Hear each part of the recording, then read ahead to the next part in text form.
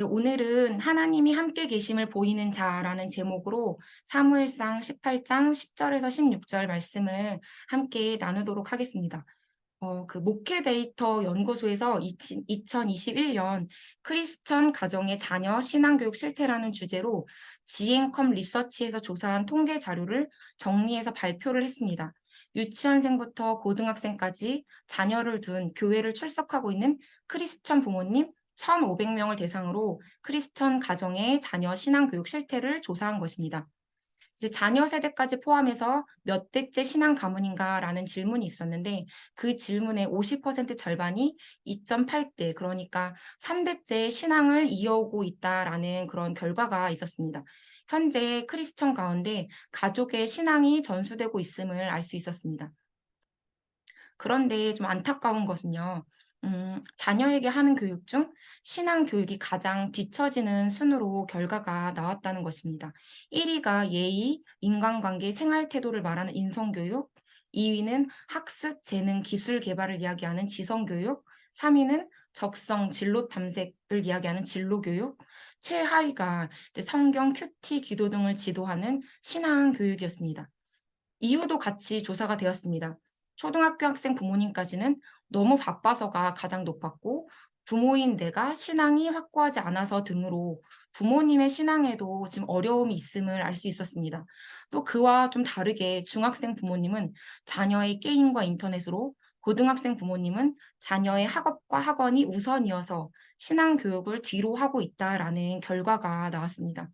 근데 이 조사에서 이야기하고자 하는 것은 부모님의 절반이 자녀 신앙 교육의 방법을 잘 모르고 82%의 부모님이 자녀의 신앙 교육 방법을 배우기를 원하고 있고, 이에 따른 교회의 도움이 필요하다라는 것이었습니다.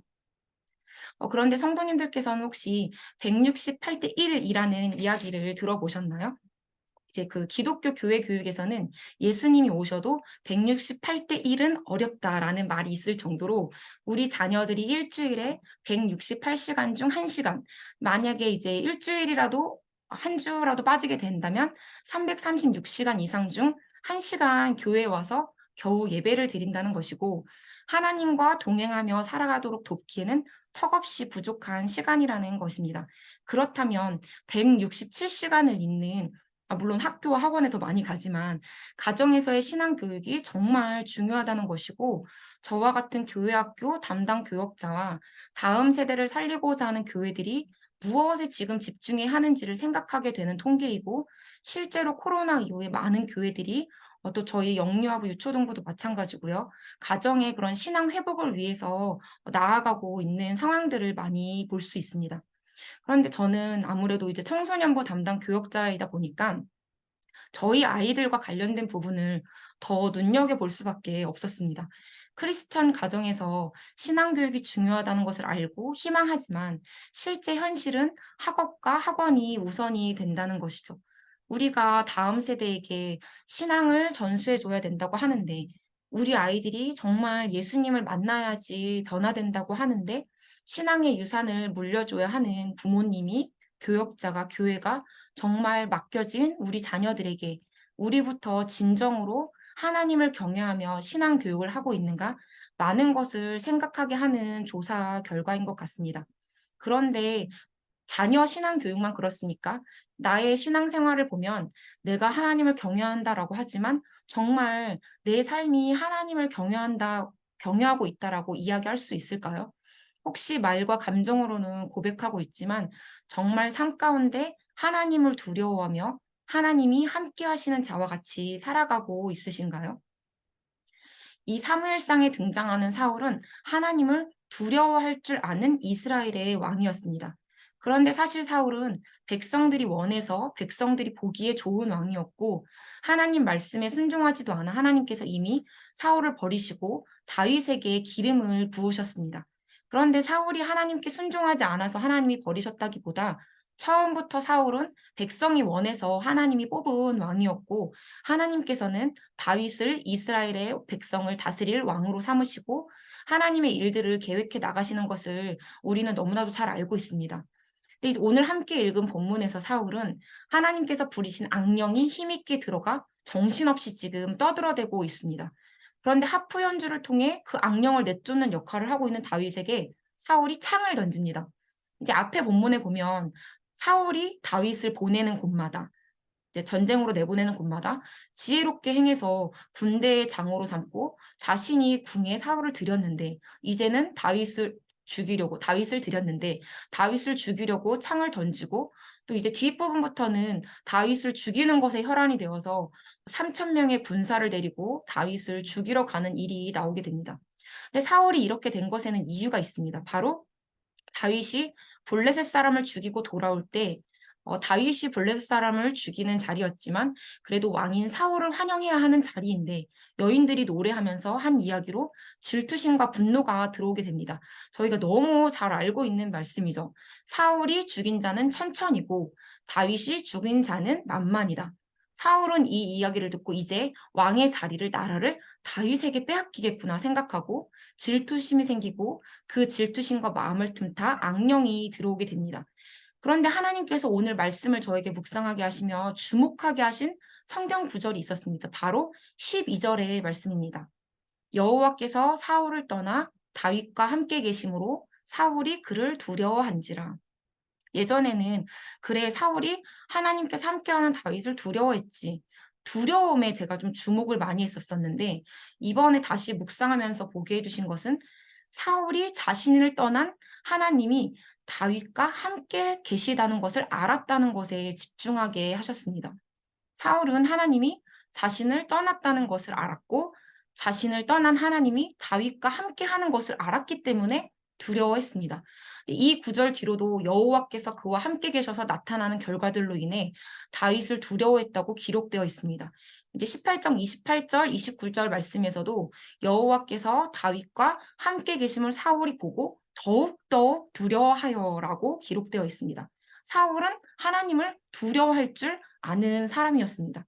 그런데 하나님의 존재를 알고 하나님을 두려워하면서도 하나님이 자신을 떠나 다윗과 함께하고 있음을 알면서도 하나님 앞에 엎드려 회개와 돌이킴이 아닌 다윗이 자신의 자리를 빼앗을까 작은 고을이나 다스리도록 천부장으로 보내버리고 계속해서 다윗을 죽이려 하고 다윗을 죽이기 위해 심지어 자신의 딸까지 도구로 여겨 다윗과 결혼을 시키는 일을 합니다. 사울은 다윗과 함께 하시는 하나님을 보면서 하나님이 그에게 주신 것임을 다 깨닫고 알았지만 마치 자신이 하나님의 계획을 좌절시킬 능력을 갖고 있기는 한 것처럼 자신이 다윗의 승승장구하는 것을 끝장내 버릴 수 있다고 생각하고 자신의 딸과 결혼시켜서 다윗이 죽을 수 있는 전쟁터에 내보내고 딸의 남편이 되었음에도 죽기를 바라고 계속 내몰았다는 것입니다. 그런데 사실상 하나님께서는 다윗과 함께 계셨기 때문에 사울의 모든 계획은 실패하고 만다는 것을 저희는 알고 있습니다. 하지만 다윗은 사울과 대조적으로 사울을 죽이거나 배반하고자 하는 어떠한 행동도 취하지 않고 여호와께서 함께 계심을 보이는 자로 있습니다. 창을 2번이나 던지며 자신을 죽이려 하는 왕 앞에서 도망가지 않고 맡은 일에 최선을 다하는 그런 온유와 인내가 있었습니다.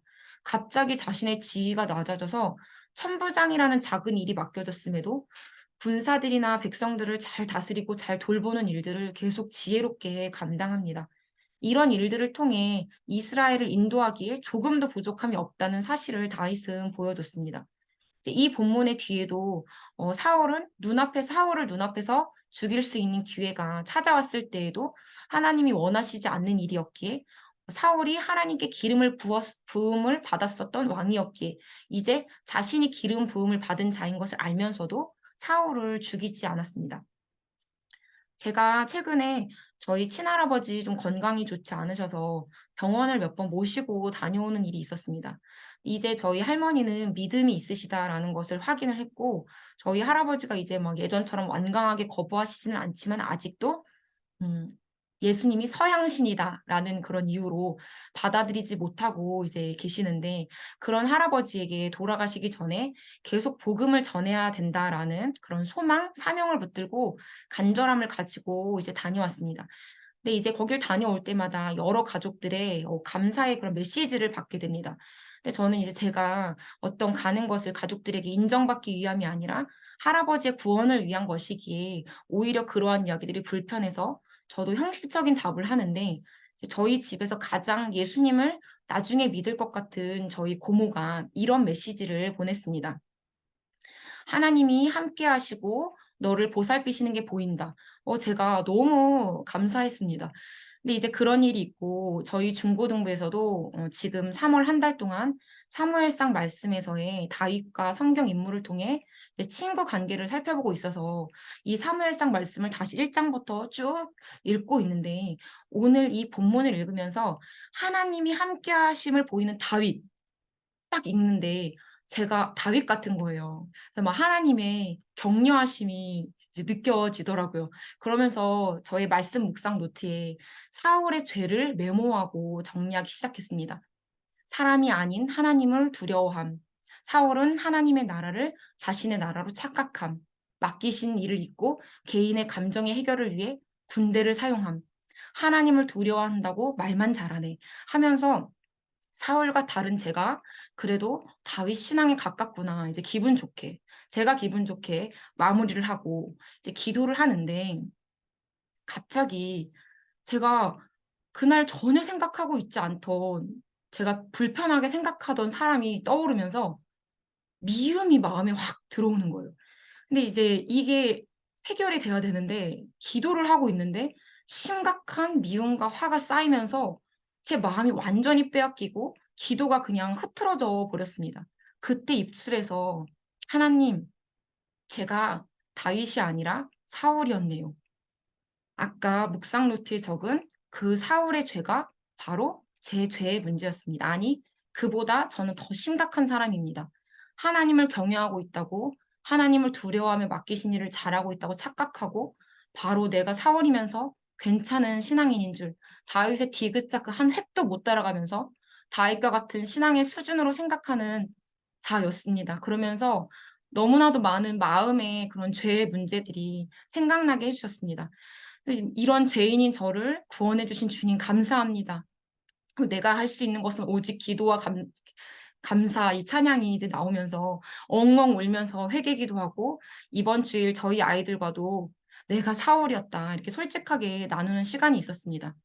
물론 성숙한 신앙을 가지신 성도님들도 계시겠지만 저를 포함해서 많은 크리스천들이 이 정도면 괜찮은 신앙인이다. 가끔씩이더라도 착각을 하고 또 코로나 지나면서 내 신앙과 자녀의 신앙이 정말 위태위태하지만 여전히 진짜 우선순위가 무엇인지 놓치고 있다면 하나님을 알고 하나님을 두려워했음에도 왕의 자리를 빼앗기는 것이 싫어서 돌이키지 않고 자신의 감정과 눈앞에 보이는 것에 혈안이 되어 길을 가는 사울과 같지 않은지 오늘 말씀에 비추어 되돌아봐야 할 것입니다.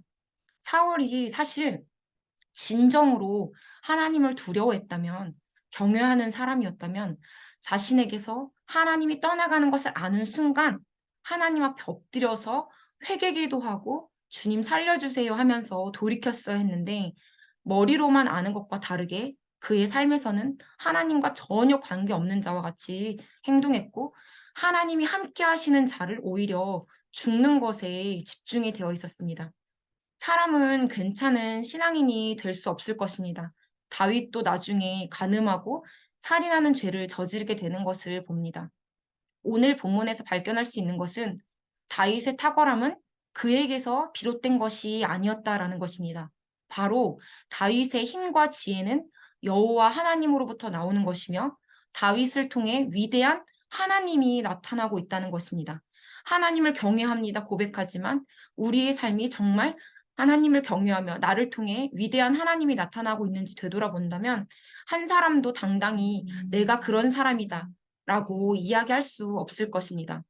하나님을 경외하며 위대하신 그 하나님을 온전히 삶으로 나타내며 살아간 사람은 예수 그리스도 한 분 외에는 있을 수 없고 우리는 완전하신 그 예수 그리스도만을 내 마음에 진정한 왕으로 모시고 살아갈 때만이 예수님을 조금이라도 닮은 그런 삶을 살아갈 수 있을 것입니다. 예수 그리스도가 진정 나의 삶의 왕이 될 때, 진정으로 경외의 대상이 될 때 고백과 삶이 다른 그런 신앙이 아닌 예수님과 동행하며 그분을 나타내는 삶을 살아갈 수 있을 것입니다. 분당 우리교회 이찬수 목사님의 저서인 그 감사의 책에 이런 내용이 기록되어 있습니다.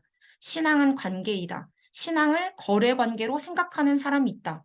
그래서 병고침을 받은 나병 환자가 기록된 그 누가복음 말씀과 요한일서 3장의 말씀, 우리가 보고 들은 바를 너희에게도 전함은 너희로 우리와 사귐이 있게 하려 함이니 우리의 사귐은 아버지와 그의 아들 예수 그리스도와 더불어 누림이라 말씀하시며, 신앙생활이란 마치 나병 환자가 고침을 받고 끝나는 거래 관계가 아님을 가르쳐 주는 것이다.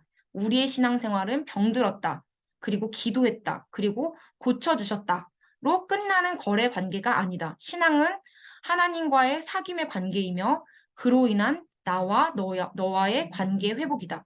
이런 사실을 잘 알기에 나는 하나님과의 관계 회복을 위해 매일 기도한다. 그리고 그 하나님과의 관계 회복이 내가 목회하는 분당 우리 교회 성도들과의 관계 회복에 영향을 미치기를 기도한다. 설교도 마찬가지이다. 나는 설교를 준비할 때마다 하나님이 내게 주신 십자가 사랑에 대한 감격의 힘으로 준비하기 원한다. 중간은 생략하고요. 그리고 이것이 성도들을 사랑하는 마음의 회복으로 연결되어서 내가 전하는 설교가 사랑의 외침이 되기를 사모하며 말씀을 준비한다. 이런 내용이 있었습니다. 신앙생활은 내가 하나님께 기도하고 응답되었지, 하나님 알고 있고 어려울 때만 찾으면 되지, 이런 관계가 아니라 하나님과의 사귐의 관계이며 하나님과 관계의 회복을 위해 날마다 기도하지 않으면 안 된다는 것입니다. 또 그 회복으로 맡겨주신 영혼에게, 가족들에게, 지인들에게 예수님의 십자가 사랑을 나타내며 살아가는 것이 신앙생활이라는 것입니다. 오늘 본문의 마지막 16절은 온 이스라엘과 유다는 다윗을 사랑하였다라고 기록하고 있습니다. 다윗이 속한 유다 지파에서는 물론 온 이스라엘 백성들에게 다윗은 사랑받는 자로 살아갔습니다. 이유는 단 하나였습니다. 하나님의 영이 함께 하시는 사람이었기 때문입니다.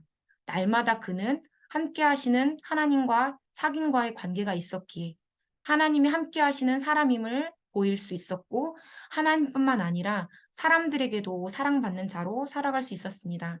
모든 성도님들 삶에서 진정으로 하나님을 경외하며 나의 삶과 이 모든 영역에서의 진정한 왕이신 예수님께, 원래 그분의 자리인 내 마음의 왕의 자리를 그 예수 그리스도께 돌려드리고 하나님이 함께 하시는 자의 모습을 회복하고 나아가실 수 있기를 소망하고 함께 기도합니다. 저희 이 시간 함께 진정한 부흥을 꿈꾸는가를 찬양하고 함께 기도할 텐데요. 제가 이 찬양을 처음 우리 교회 2부 예배 때 만나게 되었을 때 정말 너무나도 큰 은혜를 받았습니다. 이 찬양 가사에 진정 부흥을 꿈꾸는가? 그것이 우리들의 소망이 맞는가? 다시 오실 그리스도의 나라가 마지막 우리의 소원이었는가?